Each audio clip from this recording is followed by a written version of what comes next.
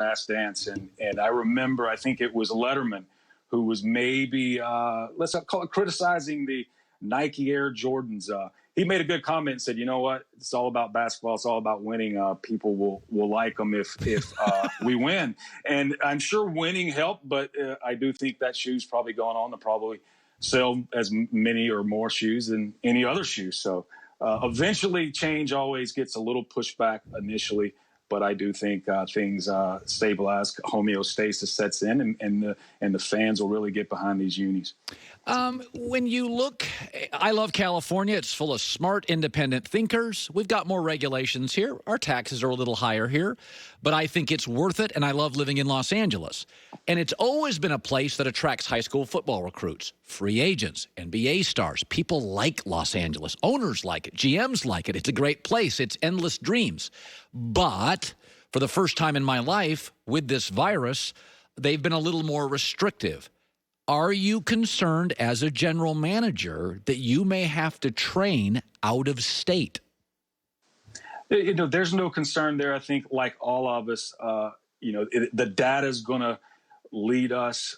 And when I say us, right, that'll be the NFL, that'll be the Rams, that'll be the state of California on what's best in that moment. That's still to come. But I do know all of us in the NFL, us with the Rams for sure, whether it's playing, I call it the London games, the games over the pond, the relocation from St. Louis to Los Angeles, all of those, we're used to moving and adjusting. And I think the best thing to do is plan for a really good training camp, a really good season. And from there, wherever it occurs, just move that plan there.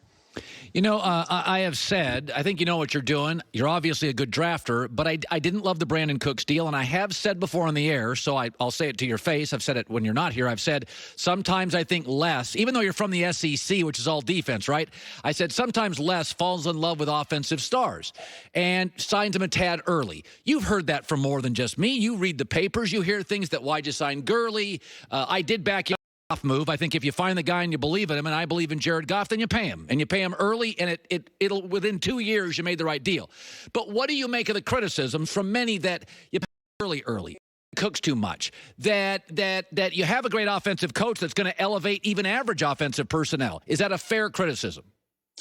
Well, I think the blueprint to try to piece this one together is first of all, right, even Alabama's going away from defense. You see their offensive firepower these days, so we're modeling after Alabama, but not really. When we set out and we hired Sean, obviously brilliant offensive mind, has become and evolved into a really, really brilliant head football coach. We have the blueprint of a lot of successful teams. Some of those teams that when I was on waiting to get on the show, you were mentioning that has won consistently in this league. They started with a head coach who ended up having success with a rookie, a quarterback on his rookie contract. And a lot of those went to the Super Bowl with that head coach and that quarterback on his rookie contract. So we definitely want to keep feeding that offense. We've been successful the last 3 years, scoring a lot of points, being one of the top 1 to 2 to 3 to 4 to 5 teams in offense. So we want to keep feeding that beast. And I get all of the other positions, but simply put, hiring people, acquiring players who can gain yards in explosive chunks and move the change and score touchdowns is not a bad thing. It is interesting. We said this a couple months ago. Joy and I talked about this, that if you look over the last 5 or 6 drafts, maybe even 4 or 5, that the players that have actually overachieved are almost all offensive. Is that if you're on the bubble and you just don't know and your staff's arguing, just go offense. You have been a very good drafter. Again, you have drafted 5 Pro Bowlers as a GM since 2012. Player of the year offensively and defensively. Is your drafting, free agency, is your drafting less changing because of the modifications to the rules that if you're on the fence, just go, as good as Khalil Mack is, he can't change a game like a great slot receiver.